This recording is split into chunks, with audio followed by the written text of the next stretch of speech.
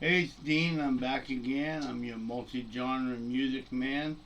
Um, I'd like to have you register. Don't get to subscribe, I should say, and hit the like button. And don't forget to. Sorry, I'm hearing my own voice through my microphone.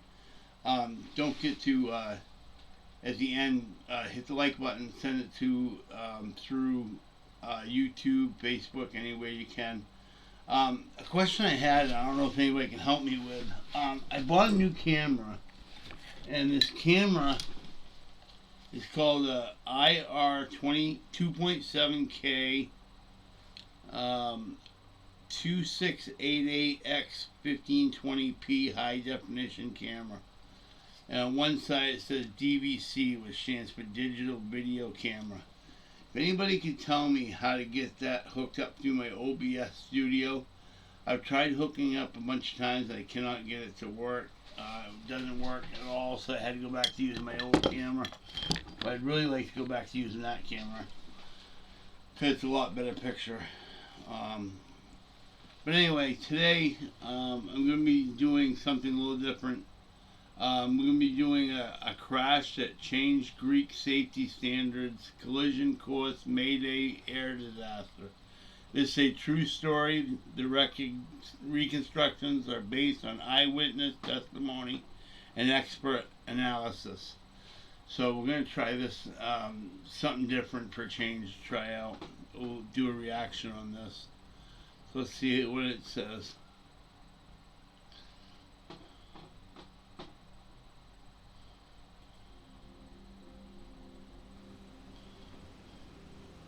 A passenger ferry pushes its way through a storm.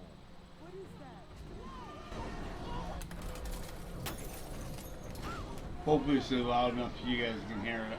Within sight of land, this Greek island's ferry is sinking in high winds and stormy seas. There was a hole, and it was going to sink, and it was going to sink fast. A huge rescue operation kicks in. Rescuers must risk their own lives. I never want to be in that situation ever again, because it was terrifying. But I had enough time to think, okay, well, this is the part where I die.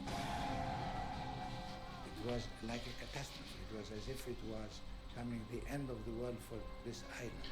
I've had that happen to me a few times in my life where I thought, this is it, I'm going to die.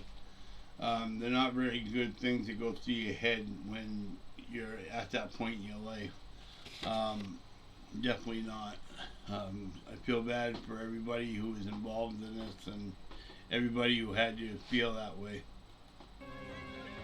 For the people of Greece, it's a national disaster, the worst of its kind in 30 years. Discovering why it happened will take months of detective work and raise this question. How safe are the ships we sail on?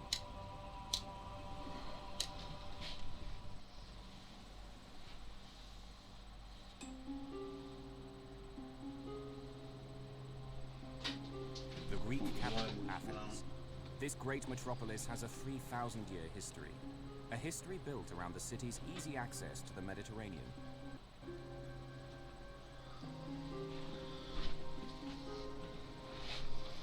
The harbour district of Athens is called Piraeus. Ferry boats ply back and forth between here and the more than 200 islands scattered throughout the Aegean Sea. For island hoppers, this is where the adventure begins.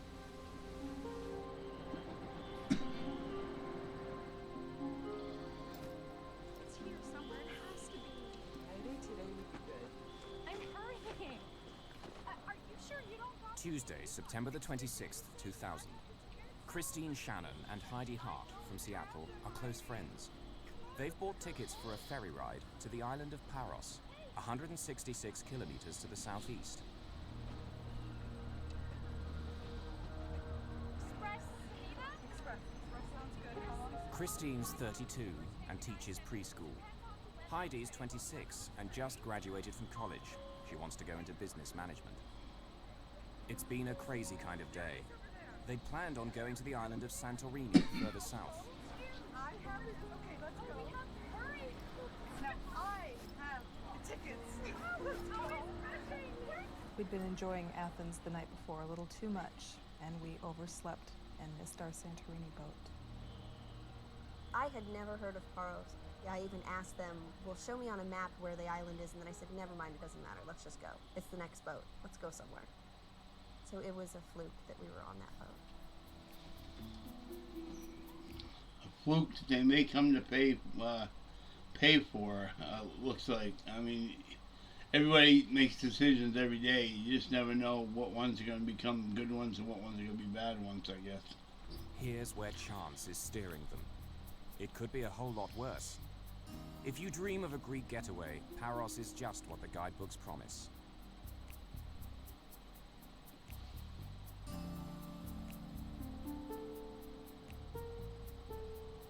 Life is laid back, and the backdrop is enchanting.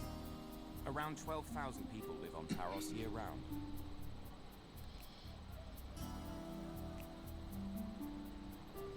In tourist season, add to that 100,000 visitors. Ferries from Athens head for the harbor in the main town, Perikia. There's constant traffic back and forth to the mainland. As one boat's leaving, another one shows up, bringing hundreds more eager visitors. Wow. Christine and Heidi are among 472 passengers who board the Samina today.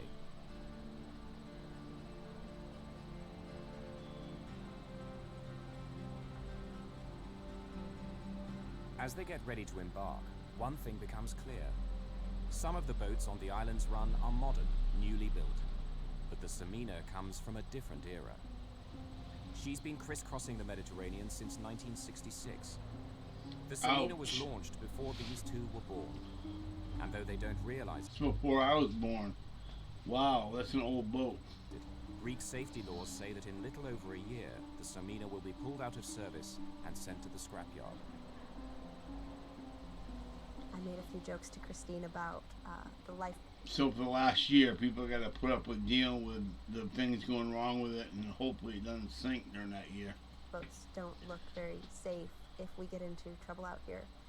I said we'll be screwed. And I said, well, there's no icebergs in the Aegean, so we should be okay. The Samina can carry more than 1,000 passengers, along with her 61 crew. So today, the ship's less than half full. Thank God.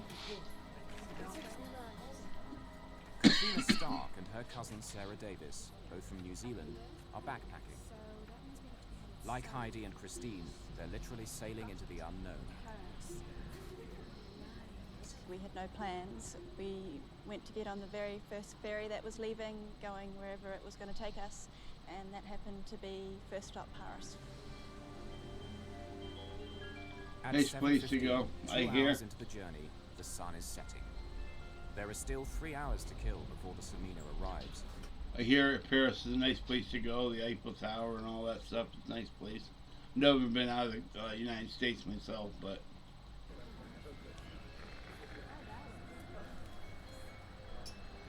The sports fans on board, passengers and crew, know just how they'd like to spend the time. There's a major soccer game playing live on TV. Athens star side Panathinaikos are up against their German rivals, Hamburg. The reception wasn't very good, and so they had various staff come along trying to fix the TV, and everyone was putting suggestions to how to fix the TV, and it seemed to be quite important to everybody on board that they get to see this game.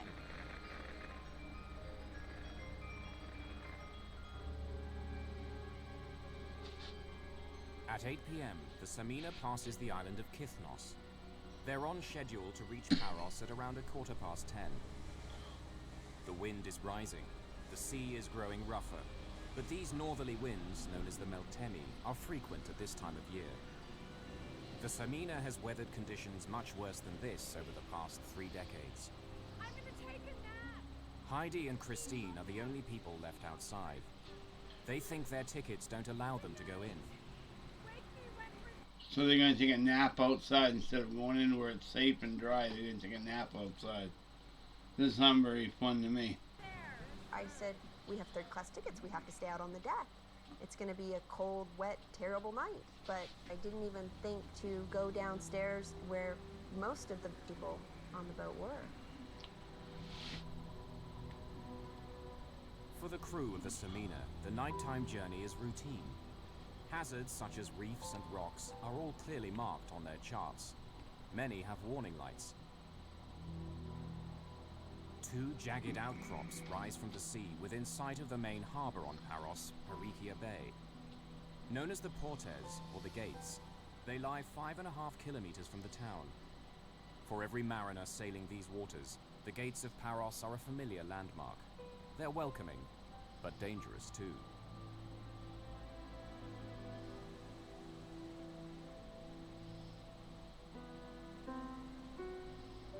The rocks rise 25 meters out of the sea.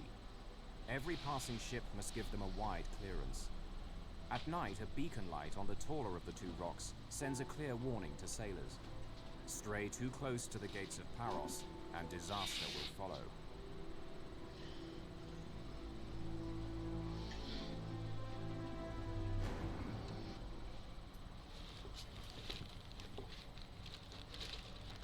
They're still 2 hours away. But they're sailing into a growing storm. Despite the weather, Christine and Heidi are still out in the open. Had I known we could go to any other part of the boat at that point in time, I would have. But I didn't know, and actually being in that part of the boat, I think, was very fortuitous for us because we were able to be aware of what was going on later.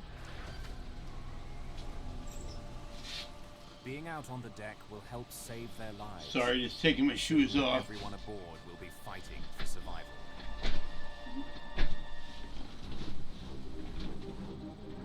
On the evening of September the 26th, 2000, the passenger ferry Express Samina leaves Athens Harbour, Piraeus, heading southeast.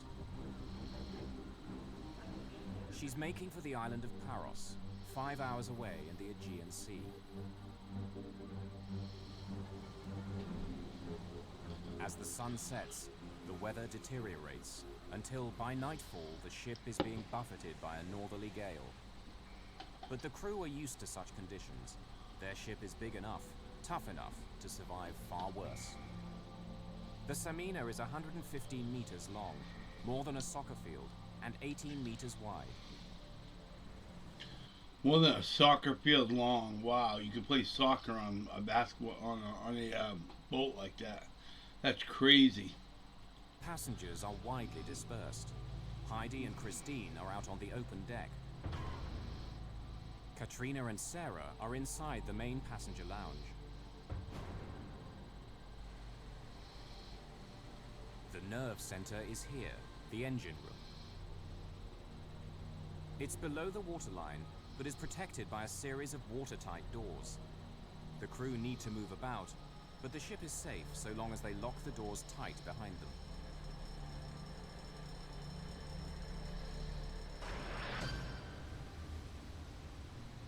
To reduce the rolling effect of the waves, the ship also has a stabilizing system, like small wings that extend out into the water. It's still a bumpy ride, but it doesn't stop passengers moving about when they want to. As we got further away and night began to fall, the seas got rougher and it became stormy until it got to the point where you couldn't even walk on board. You had to kind of stumble sideways. People were kind of laughing. It was kind of funny at the time. Being from a place where we ride ferries quite often, it wasn't really a concern to us at the time, but it was pretty rough out there. It's 10 p.m. The wind has now risen to nearly 50 kilometers an hour. Waves are cresting 2 meters high. Wow. Despite the gale, visibility is good. Those are the lights of Paros. The Samina's on time and still pushing forward at 33 kilometers an hour.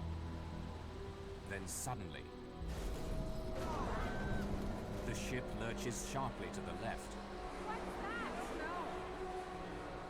The boat turned enough that it startled me awake, and I woke up and was kind of dazed a little bit. you can't just park a boat like you're parking a car. And so I thought it was odd that I felt this G-force of the boat turning. Christine said, "Hey, there's lights. I see shore. We must be getting pretty close to docking." The lights of Parikia, even car headlights, are clearly visible just 5.5 kilometers away. But then another light cuts through the darkness.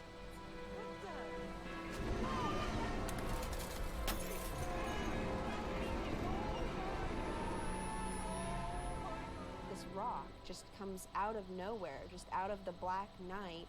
And I'll never forget what it looks like in my mind. It was, you know, this brown, kind of craggly, sandish looking rock that had lights on top of it shining down so it illuminated it. And it made it look like a movie set. The side of the boat scraped along the side. I could have walked over and touched it. And you could hear down in the lower...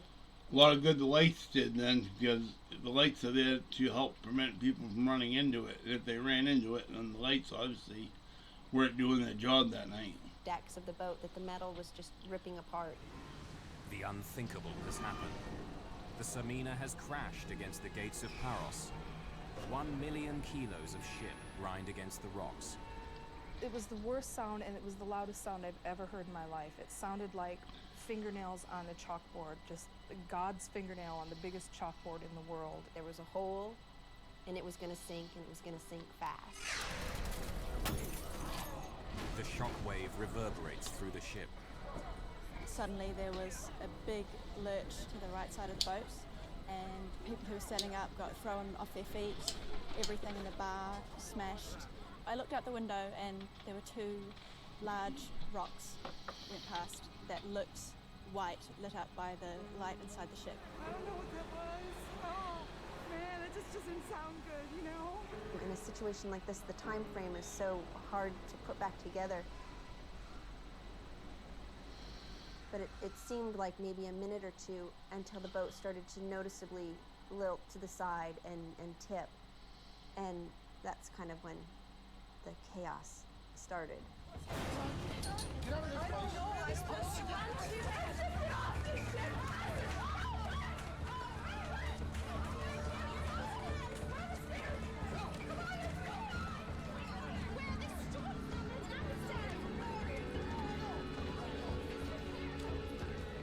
Lots of people were crying, lots of people were praying, holding on to each other, yelling. There was no alarm or siren, there was no one to tell us what we were supposed to do. We need to get off this boat and we need to leave right now! We don't have to panic! Christine said to me the Titanic took hours to sink. And I said, we don't have that much time. We don't have hours, Christine! We need to leave now! Yeah, the Titanic was built for a long haul, and it was built really well. This boat was definitely not built that well. You could tell by the way it looked in the beginning. It definitely wasn't built that well. They're lucky if they got half an hour, to be able to stay above water. Okay. In my mind, I thought, this boat's gonna sink and we're all gonna die. All these people trying to get life jackets. Being taller, I was able to reach over the heads of most people who were trying to get hold of life jackets and grab 2. The Samina has 61 crew members, but where are they? Passengers must fend for themselves. So I yelled to Christine, come here, I think I found life vest. Hey, it doesn't open up! Just take it out! At this point, people were starting to run past us.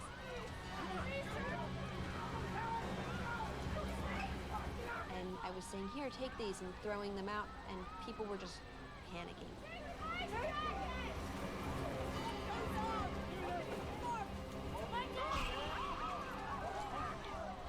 Let me guess, this boat's going to be one of them boats that has only half the passenger for side boats or skip boats. They're only going to have enough for half the people, like the Titanic. That was one of the biggest problems on the Titanic, and many other ships had that problem as well. Within minutes of the collision, the ship's lights go out. Passengers are plunged into darkness until emergency generators kick in. And then the first flare went off.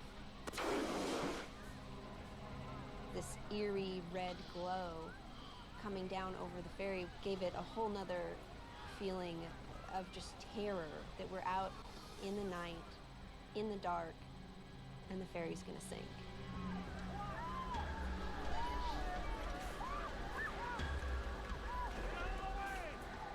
At the harbour, port officials are now aware of the developing crisis. Port Authority Vice Commander Dimitrios Malamas starts to organize a rescue. He needs all available boats right now. What vessels do we have in the area? Alexis Bisbas runs a yacht charter business in Pareikia. The first I heard of the disaster was a phone call that I got from the port police at about 10:15.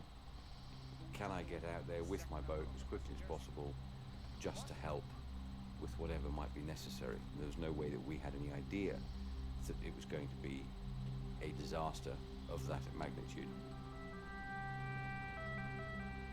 Paros has a medical center equipped for the islanders' basic needs, not a major disaster. Dr. John Polyzoides was an ER surgeon for 35 years. Though retired, he helps run the center. We saw the ship was going down, and there were a lot of boats and lights and so on. I personally did not expect anything tragic come out of that because we were so close also to the harbor. Aboard the Samina, many of the 472 passengers are in a state of sheer terror. It was chaos. It only takes a tablespoon of water to drown in. So if anybody goes underwater for any period of time, you know, they're dead. It was people not knowing what to do and waiting for a captain or a crew to help us.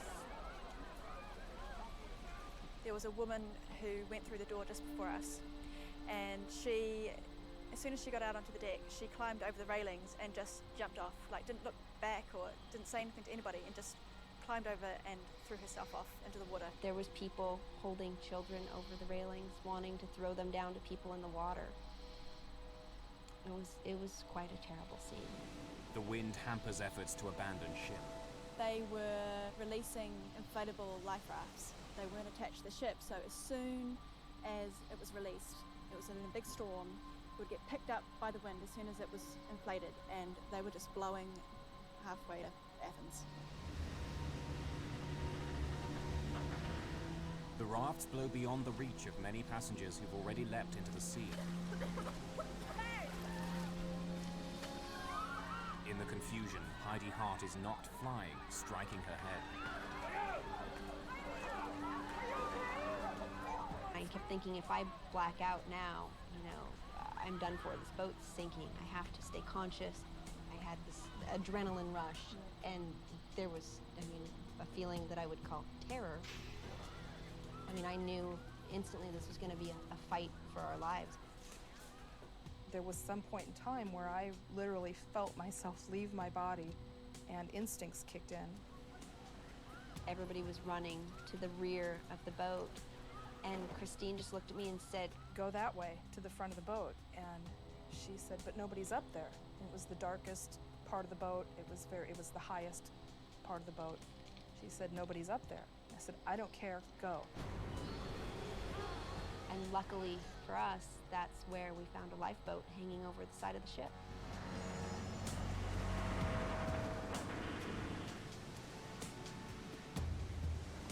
Heidi and Christine have escaped the sinking ship, but they're still at the mercy of the storm. When we jumped into the lifeboat, it wasn't orderly, here's your seat. It was jump. Where you land is where you are, and so we were just kind of all pig-piled in this lifeboat together. The battle for survival takes an ugly turn. Each passenger must decide, help others or... I take it a few other people figured out where the lifeboat was after they did. Because they said originally it was just them two and there was nobody up there, and all of a sudden there's people all over the place, so they must have found out that their little hiding spot. Fend for themselves. There was 5 or 6 men in the back of the boat, and they were fighting with each other. They were yelling at each other. As the ferry was sinking, they kept pointing at the ferry and fighting with each other. And then, this is when I see the guy swimming up to the boat, and so I started getting ready. I'm thinking, okay, I need a rope. I gotta throw him something. He has no life vest on.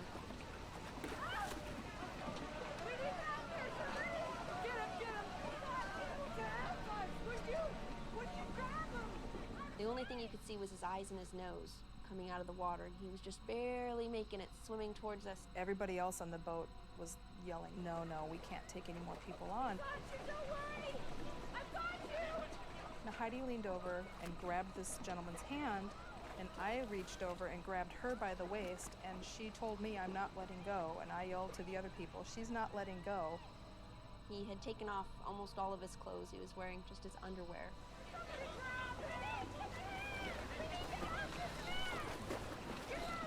I mean, I'm not... Something to know when if you're ever in this position. Hopefully you never not. You never are. But leaving your clothes on actually can work as a self flotation device. You can tuck your shirt in and blow into the top, and it blows it up. You gotta get it wet first. Once it's wet, you can blow on the top and it'll blow your shirt up. If your pants are tucked in, your shirt's tucked in your pants will blow up as well. You can use it as a lifesaver, and it also keep you warmer than being out in the water in your underwear. So you should always keep your clothes on if you're ever in the water. A very big person. I'm 5 feet tall. Just me trying to pull him in the boat wasn't gonna work. The men in the lifeboat realize that Heidi won't let go and finally help haul the drowning man on board. I don't know what they were thinking. They were panicking. So, I mean, who am I to judge what other people were thinking and doing? But there was a lot more that could have been done that night. Of the 533 people who set out on the Samina, many are now in the sea. Others are still trapped on the vessel itself. The ship begins to roll over. If it goes down, dozens of people will be dragged down with it.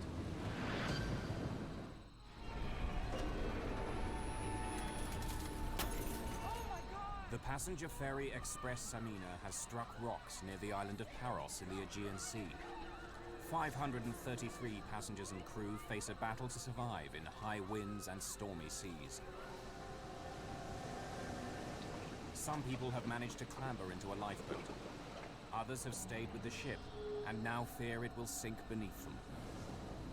At that stage we were on the deck trying to figure out whether it was a good idea to jump overboard as well. But we were tilting further and further, and it was getting to the point where we didn't really have that choice anymore. It's 10:50, 40 minutes after the collision. Sarah! Are you looking at me? As the Samina continues to roll, Katrina Stark has little choice. She hauls herself over the rail.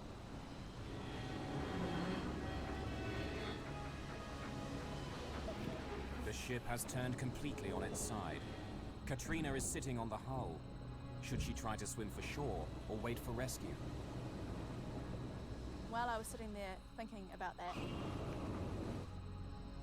all of a sudden the ship just sank underneath us and sucked us down and everything around it. That's why they say if a sinking boat, you should never stay around it. Get off it, get away from it as far as you can. Because when the boat goes down, it takes everything with it. Everything that's around it, everything that's in it will go down. It sucks everything down. I don't know how much time we were under the water, but I had enough time to think, okay, well, this is the part where I die. This is the part where I drown. We kind of thought, well, okay, that's fine. And had enough time to be okay with that. Just as we got there, we saw the ferry sinking, which was an extreme sight. And to see this entire ship sink beneath the waves and to be gone and just leave us in our little lifeboat, it was amazing. It was almost beautiful in a sad sort of way. And then complete blackness, darkness, huge waves.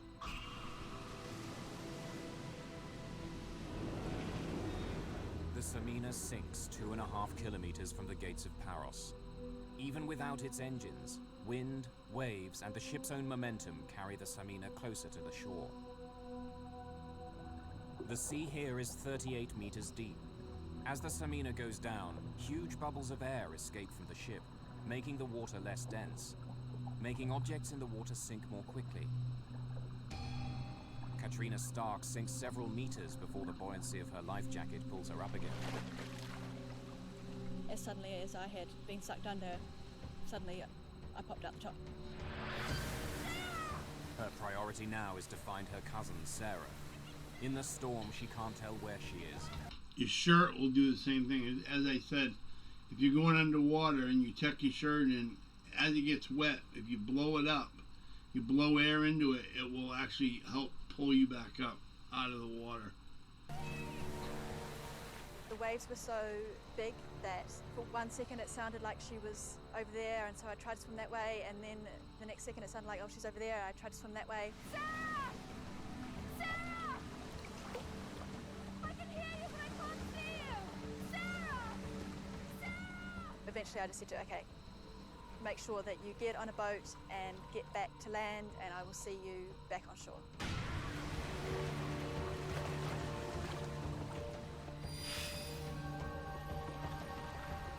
At 11:15 p.m., Dr. Polyzoides receives his first casualty of the night, but something doesn't add up. They brought a man on a stretcher. He was semi-conscious.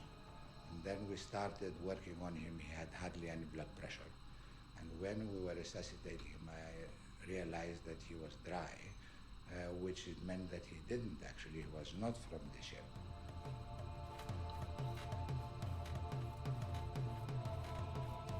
Anyway, we carried on. Eventually we lost him. He died in our hands. And then people came and he said, you know who it was? And I said, no. His patient isn't from the Samina, but the disaster still claims its first victim. The man is Dimitrios Malamas, who'd been helping organize the rescue. In the crisis, he'd suffered a heart attack. He was 40 years old. Wow, that's awfully young to have a heart attack. That's sad. He had a life that you lead that deals with a lot of sadness and stuff like that, and that doesn't help. But yeah, that's really sad to have a fireman that was just out there trying to save lives die at 40 years old of a heart attack. That's so sad. So you can understand, even at this early stage, although we did not know the number of people that were going to lose, there was that sense of tragedy immediately from the very beginning. A local shopkeeper, George Skandalis, grabs his video camera and captures these first raw images as survivors begin to appear. As soon as we got close enough to shore, and when I saw this white cathedral with the blue dome top, that was when I finally knew we made it. We're gonna get to shore, we're gonna be alive.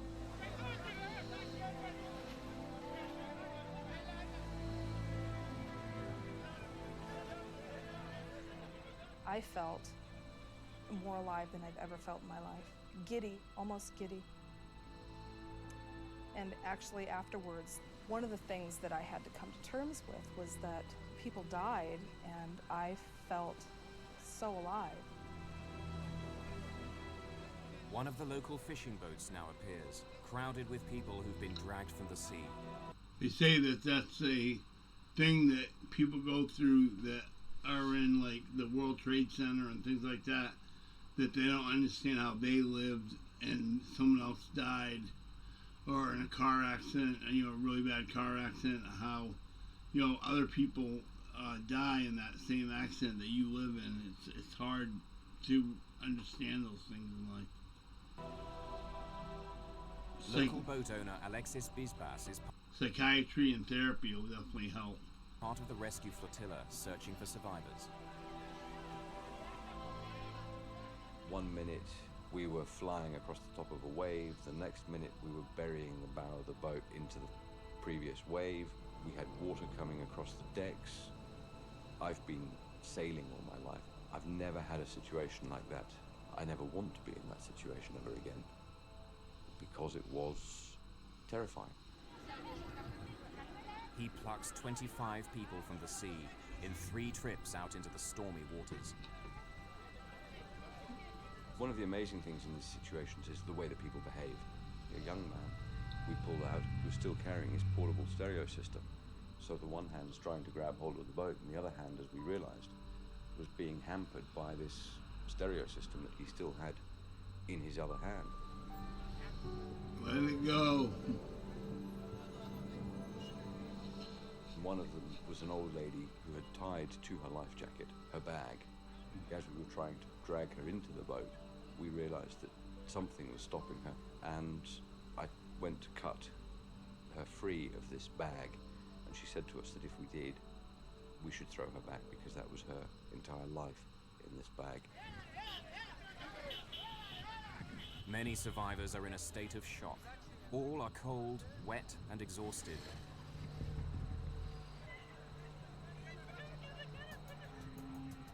Just a few hundred meters away, dozens of people are still in the water, trying to stay alive until they're spotted by a rescue boat. Katrina Stark and a fellow survivor, a total stranger, are now clinging desperately to a piece of wreckage. My first surprise about being in the water was that it was warm. I was really expecting the water to be cold. They were big waves, and you just had to cling on tight to the piece of wreckage.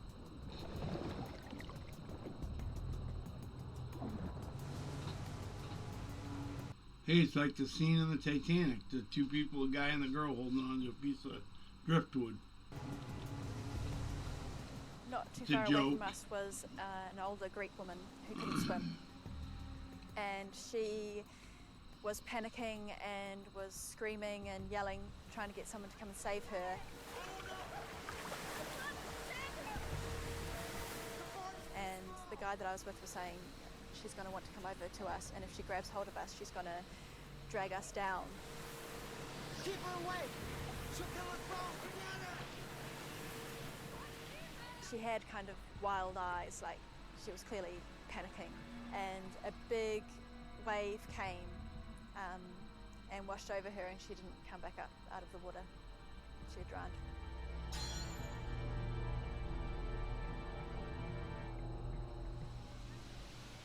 There are still some signs of hope. Some people have been pushed south by the wind. Miraculously avoiding being smashed onto the rocks, they've wound up on a sandy beach, the Bay of St. Irene. A life raft beaches in the same spot.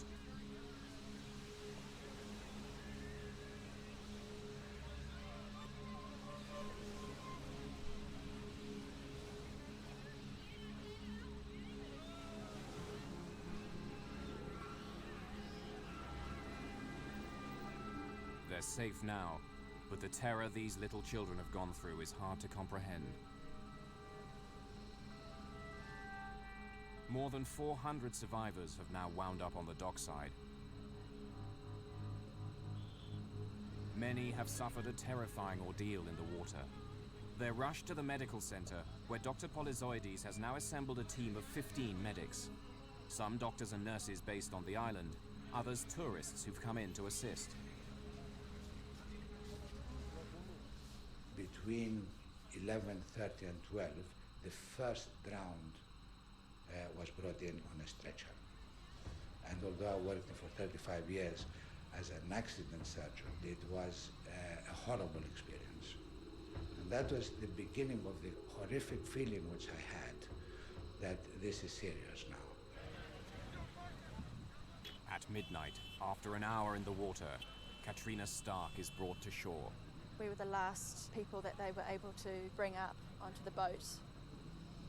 And they headed back for the harbour. And on the way, they stopped a couple of times to pick people up, but they would go to pick them up and realise that they were dead, and so they'd just leave them where they were. Katrina doesn't know if her cousin made it. Sarah? Katrina? I was just never been so happy to see anybody in my whole life. And I just grabbed hold of her and wouldn't leave her side for a second. To see you. Oh, you are Okay? Are you keeping warm? Yeah. It was terrifying. I mean, it's been 5 years since the accident, and I still have nightmares. I still think about it. It will still make me cry. You guys have had quite a shock being in the water. It was traumatic and it was very scary, but it was also a singularly defining moment in my life where I was able to use all of the resources I had to survive. Pull, pull, pull, pull. I don't think I would have chosen not to live through this.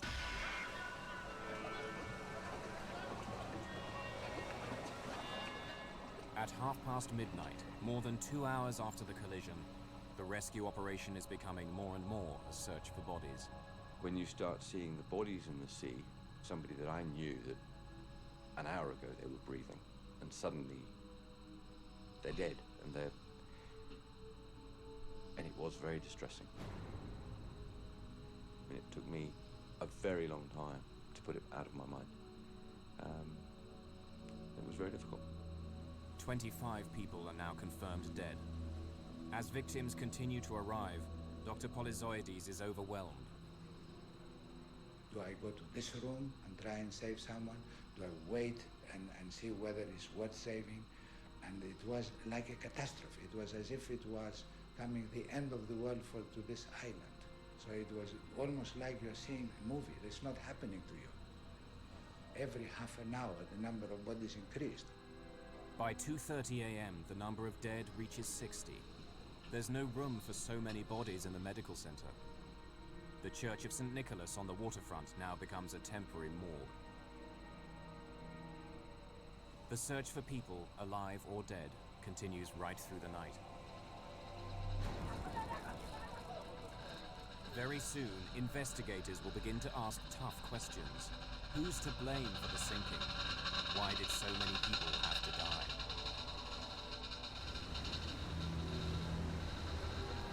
The passenger ferry Express Samina has sunk in a storm in the Aegean Sea. Already 60 people are confirmed dead. Many more need medical treatment. Morning reveals the power of last night's storm. A lifeboat lies smashed to pieces on the rocks. Life rafts blew away, empty. A message board at the harborfront lists who's alive and who's still missing. Bodies will continue to wash up on the beaches for days to come. There aren't enough coffins on Paros. More arrive. Even the most experienced professionals are touched by the trauma. I was so shaken by this that I didn't sleep for 2 nights, and on the third night, when I went to sleep, I dreamt that my son was drowned. Very quickly, the grief turns to anger. Where were the crew when the ship hit the rocks? Where were they when the passengers needed help? Rumors spread like wildfire and are picked up by the media. Were some members of the crew watching the soccer game on TV when they should have been steering the ship? Ouch. That's not good. The captain, 53-year-old Vasilis Yanakos, is held for questioning by the police.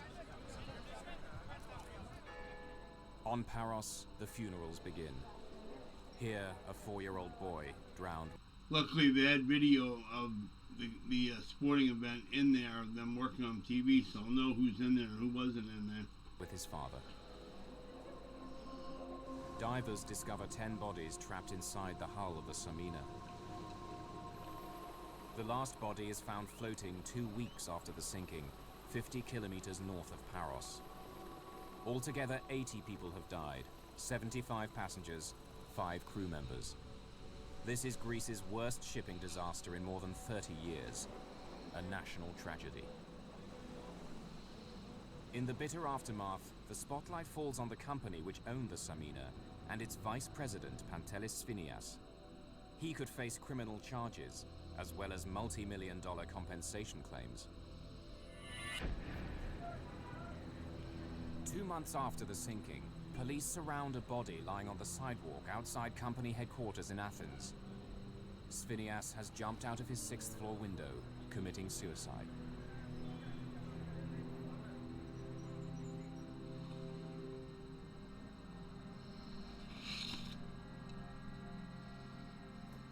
Maritime experts at the National Technical University of Athens begin an inquiry. Detailed testimony is gathered. I know he was going through a lot, but suicide's never the answer.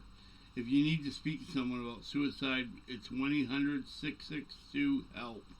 That's 1-800-662-HELP, and they'll help you out with anything you need. They'll talk you through what you're going through and try to help you out. Yeah, suicide's definitely never the answer. It doesn't solve anything. From 40 It's a temporary fix for a permanent problem. 6 crew members, Or a permanent fix for a temporary problem, I'm sorry. as well as 192 passengers. The Greek legal authorities want the university to give them a thorough explanation of what happened.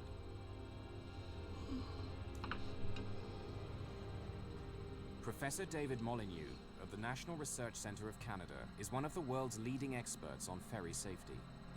He's studied the findings of the Greek investigators, who came up with a startling realization.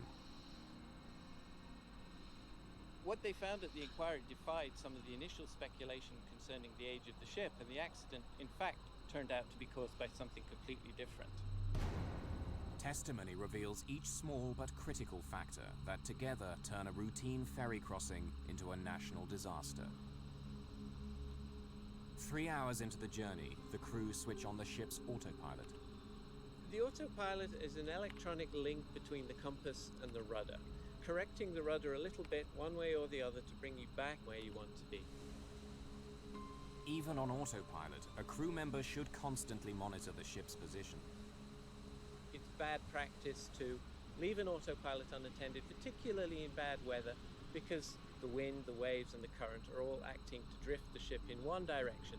And that kind of steady drift is not compensated for by the electronics in the autopilot. As the weather grows worse, the crew deploy the ship's stabilizer. Wow, that's something I didn't know. I thought that the autopilot corrected itself no matter where you were. Like in an airplane, like if you're a mile off where you're supposed to be, I thought it corrected itself, put it back.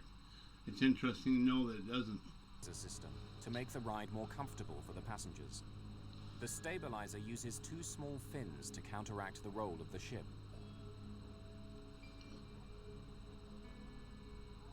But something extraordinary has happened. Only the starboard or right-hand stabilizer fin has extended. Very unusual. Normally we'd expect both stabilizers to be working at any one time. That's why it tipped to the left, because only the right one was on. That's why she tipped to the left like she did. With just one stabilizer, the ship is no longer symmetrical, so the flow around the ship is unbalanced, and as a result, the ship will tend to drift one way rather than go in a straight line. With only the starboard stabilizer, the Samina is pulled slowly but surely to the right. I think the actual term is called list. L-I-S-T is when it lists to one side or the other due to a problem it's having. It's a deadly malfunction. Captains aim to stay at least 740 meters left of the gates of Paros. But when the Samina arrives, she's on collision course. A crew member makes a last-minute attempt to steer the ship to the left, but the ship can't turn quickly enough.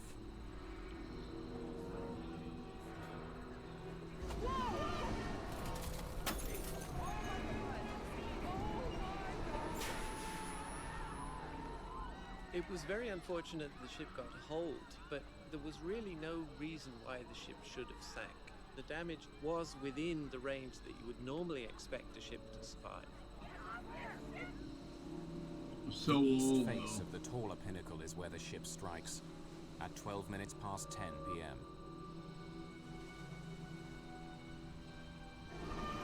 There's a 6-meter lengthways gash, as long as a telephone pole, and 1 meter wide.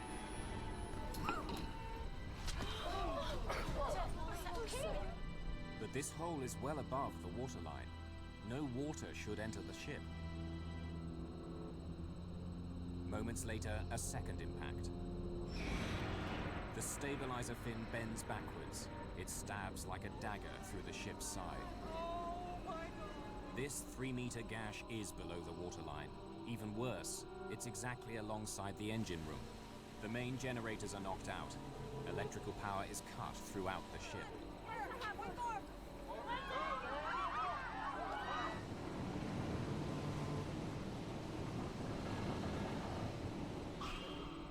The investigating team orders divers to make a detailed survey of the wreck of the Samina. Inside, they discover the final piece of the puzzle. Even with 2 large holes, the ship could have been saved. One final error sealed the fate of the Samina. The passenger ferry Express Samina strikes rocks near the Greek island of Paros. With 2 gaping holes in her starboard side, she capsizes and sinks in 38 meters of water. Divers go down to survey the wreck and make a startling discovery. Like all large seagoing ships, the Samina is divided into separate compartments, sealed by watertight doors like this one. Safety laws insist they remain locked while the ship's at sea. On the Samina's last journey, some of the doors were open. If you imagine in your house, every time you went through a door from the kitchen, you had to close it, lock it, move on to the living room, open that door, close it, lock it, and carry on. It really does slow down your everyday life. So there is a tendency sometimes to leave these doors. But if you knew that it was going to save someone's life, I think you'd do it. I think you'd get used to doing it if you knew it could save people's life. Open. Because they're left open, water is no longer confined to the engine room. And now that the power is cut, the crew can't close the doors remotely.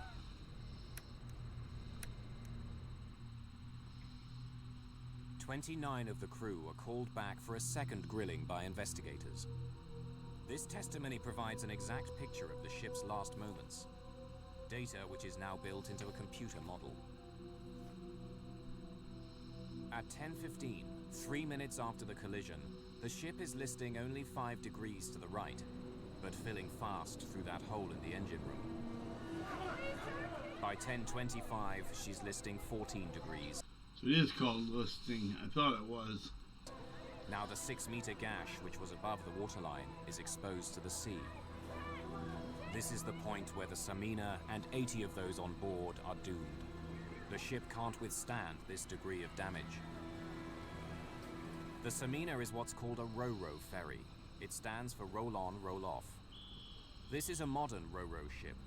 Vehicles simply reverse in through the stern doors and then drive out at their destination.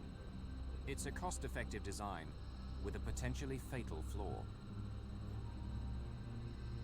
The worst shipping disasters in recent times have involved vessels designed this way. The Herald of Free Enterprise went down with the loss of 193 lives at Zeebrugge in Belgium in 1987. 850 were drowned aboard the ro-ro ferry Estonia in the Baltic Sea in 1994.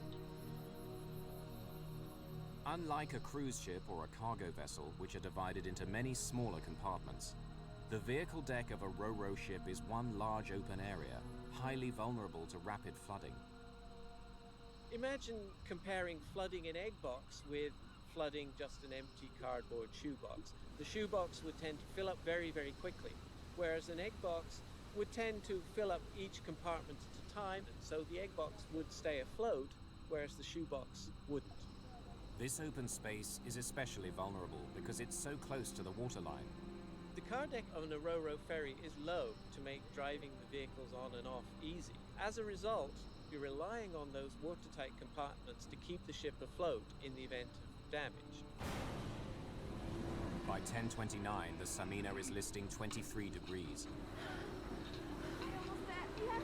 She's now tilting so much that it's impossible to launch more lifeboats. Only 3 of the 8 she carried got away. 3 minutes later, at 10:32, she's listing 33 degrees. So that should show you right there. They only had 8 lifeboats, and they had over 500 people. So there's no way 500 people are going to fit on 8 lifeboats. So the lifeboat compared to their lives were not equal.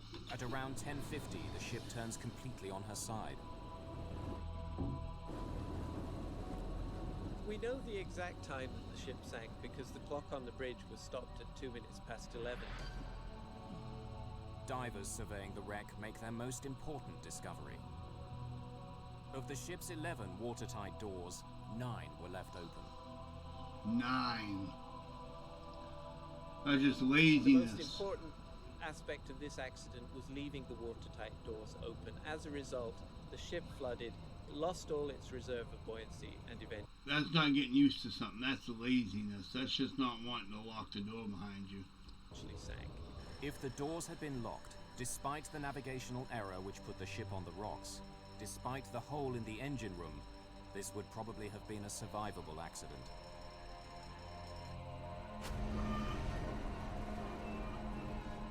The trial of ship's captain Vasilis Yanakos and 7 others began in May 2005, more than 4 years after the disaster. The sinking of the Samina led to safety improvements. Greece cut the maximum working life of passenger ferries from 35 to 30 years. The tragedy also helped speed the introduction of voyage recorders, like an airplane black box. They're now mandatory in all passenger ferries. Some good came out of bad.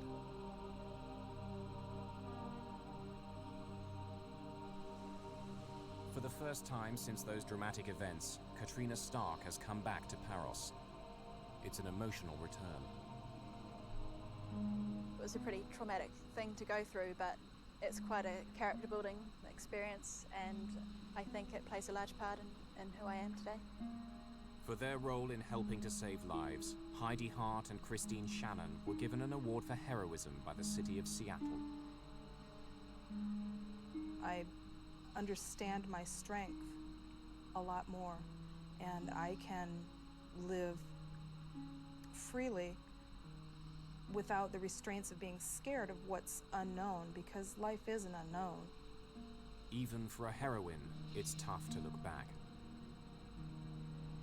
Christine and I, we always say we were the lucky ones. We were in the right place at the right time, and that is the only thing I can think of why we made it and so many other people didn't.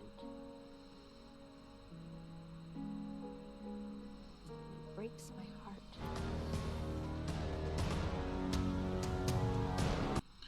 So that was Mayday Air Disaster. If you guys like this kind of video, please put in the comments below. If you'd rather see the Mr. Ballin, I can put them up. If there's any other kind of videos out there that you want to see, like movies or things like that you want to see me do reviews to, I can do reviews to them. This one was kind of a strange one. You know, if it weren't for them not locking the doors, they probably would all still be alive, which is sad. It kind of comes down to laziness. That's not wanting to lock the door. And as for the camera, I'll show it one more time. If anyone out there knows how to install one of these cameras, it's one of these flip cameras. You flip it open and you install it right onto the, it's called the IR 2.7K. The rest of it says 2688 by 1520p high definition. And on the other side it says DVC, which stands for Digital Video Camera. If anyone knows how to do that, please let me know in the comments below.